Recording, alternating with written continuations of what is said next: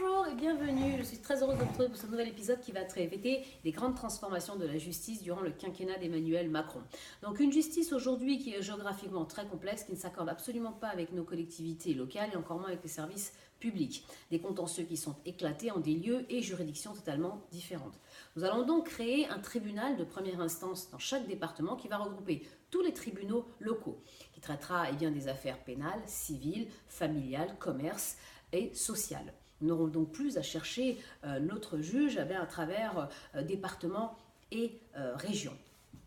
Nous allons également créer un accueil physique dans les lieux fusionnés qui auront été modifiés et transformés afin d'accueillir les justifiables et de les aider, de les accompagner pour la première audience et de les orienter. Nous allons également avoir une justice beaucoup plus lisible en appel. Nous modifierons les ressorts des cours d'appel afin qu'elles ne soient plus à cheval sur plusieurs régions administratives et qu'aucun département ne dépend d'une cour qui ne soit pas dans sa région, sans pour autant fermer de site.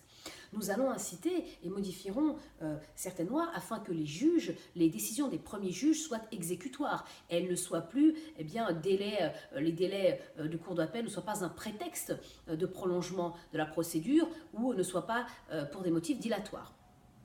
Nous allons donc également réduire le nombre de saisines de 15 à 2 pour les procédures civiles. Une justice dorénavant un peu plus digitalisée puisque les juges et greffiers pourront désormais avoir des outils qui vont leur permettre une saisie automatique de certaines procédures comme les convocations, transmission de documents, ce qui va permettre de créer un nouveau portail du justiciable, au même titre que l'impôt.gouv. Les avocats pourront désormais consulter des documents à travers cette plateforme. Nous pourrons nous pourvoir en justice à travers cette plateforme et transmettre des documents. Nous allons créer également une plateforme numérique qui permettra de régler les litiges quotidiens inférieurs à 4 000 €. Avocats, notaires, huissiers pourront désormais également, s'ils arrivent à un accord amiable à travers une plateforme, faire tomber une décision qui aura force de décision de justice. La justice pénale maintenant. Toutes les peines de prison ferme, inférieures ou égales à 2 ans, devront être exécutées, même si un réaménagement de la peine est envisagé. Nous allons également instaurer un examen systématique de réaménagement de la peine aux 2/3 de la peine exécutée, sauf bien entendu décision contraire du juge. Nous allons également créer 15 000 places supplémentaires au sein des prisons, ce qui correspond à un quart de plus par rapport à ce qu'il y a aujourd'hui. 80% des détenus auront une cellule particulière. Nous aurons également la transformation des bâtiments pénitentiaires qui font partie du programme d'Emmanuel Macron de la fonction publique.